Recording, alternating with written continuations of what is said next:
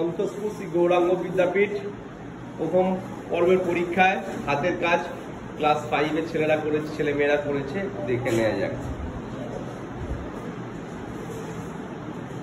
বেগুন, গাজর, সুন্দর ঘর,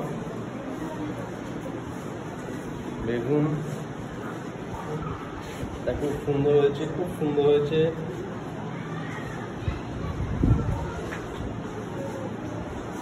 এটা বেড়াল করেছে, এটা খুব সুন্দর হয়েছে, দেখার মতন। নৌকা, হাঁস,